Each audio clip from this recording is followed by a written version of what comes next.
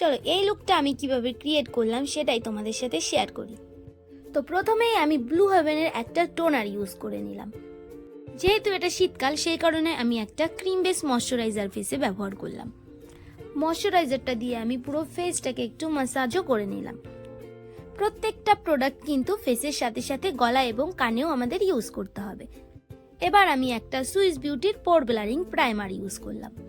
তোমাদের ওপেন পোরস থাকলে পোর blurring primer use করো, আর না থাকলে এমনি যে কোনো প্রাইমার ইউজ করো, কিন্তু একটা ভালো প্রাইমার ফেসে অবশ্যই মেকআপ করার আগে ইউজ করো।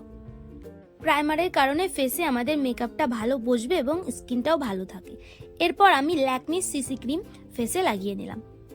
পুরো মুখে, কানে এবং গলাতে আমি সিসি ক্রিমটাকে লাগিয়ে নিলাম। এরপর আমি একটা ভেজা বিউটি ব্লেন্ডার দিয়ে ব্লেন্ড করে নিলাম। ব্লেন্ডার দিয়ে কিন্তু একদমই ফেসে ঘষা যাবে না, ড্যাব ড্যাব করেই আমাদের ব্লেন্ড করতে হবে।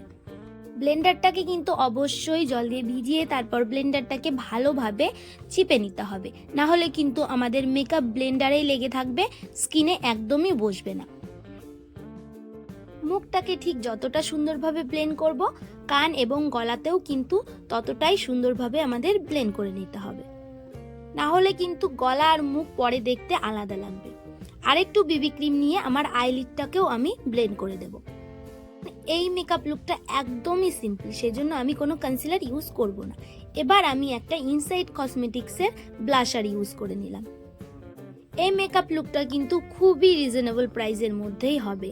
সব প্রোডাক্টই কিন্তু আমি খুবই কম দামেরই এখানে ইউজ করব। প্রত্যেকটা প্রোডাক্টই প্রায় 100 টাকার মধ্যেই কিন্তু তোমরা পেয়ে যাবে। ক্রিম ব্লাশারটাকেও আমি কিন্তু ব্লেন্ডারের সাহায্যেই সুন্দর করে ব্লেন্ড করে নিলাম, খুব বেশি ব্লেন্ড করব না।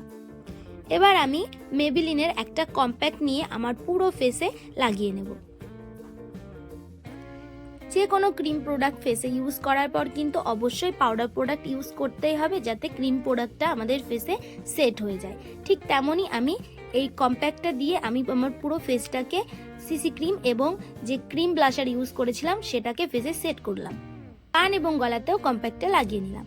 এবার আমি একটা কাজল দিয়ে আমার আইব্রোটাকে ফিল করলাম। কারো কাছে যদি আইব্রো ফিলারটা না থাকে তবে একটা কাজল নিয়ে সেটাকে অল্প করে আইব্রোতে ইউজ করে নেবে। তারপর একটা ব্রাশের সাহায্যে আইব্রোসটাকে একটু আঁচড়ে নেবে, তাহলেই হয়ে যাবে আমাদের আইব্রোটাকে ফিল করা। আইলিডেও কিন্তু আমি কোনো আইশ্যাডো আজকে ইউজ করব না।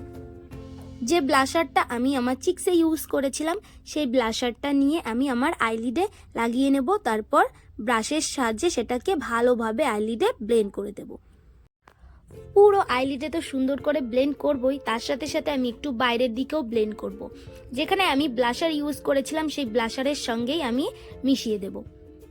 এতে কি হয়, হুডেড আইজ অথবা ছোট চোখ যাদের, তাদের চোখটা একটু হলেও বড় লাগে।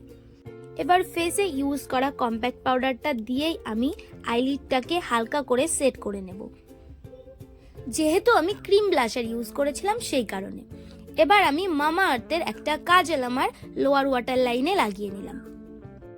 লোয়ার ওয়াটার লাইনের সাথে সাথে আমি একদম লোয়ার ওয়াটার লাইনের নিচে লোয়ার কর্নারেও একটু সুন্দর করে লাগিয়ে নিলাম, এতে চোখটা একটু দেখতে বড় লাগে।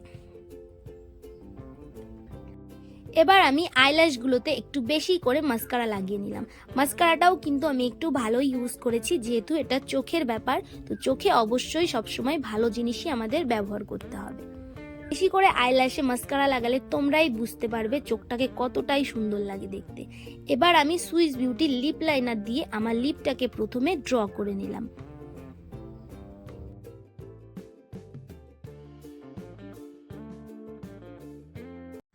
তারপর আমি পুরো লিপসেই লিপ লাইনারটাকে লাগিয়ে নিলাম। তোমরা চাইলে লিপস্টিকও ইউজ করতে পারো, কিন্তু এই কালারটা আমার ভালো লাগে সেই কারণে লাগিয়ে নিলাম আমি। এবার আমি একটা সিলভার কালারের ইয়াররিংস পরে নিলাম। তো তোমরাই বলো এই লুকসটা তোমাদের কেমন লাগলো। যদি ভালো লাগে অবশ্যই কিন্তু আমার চ্যানেলটাকে সাবস্ক্রাইব করে দেবে।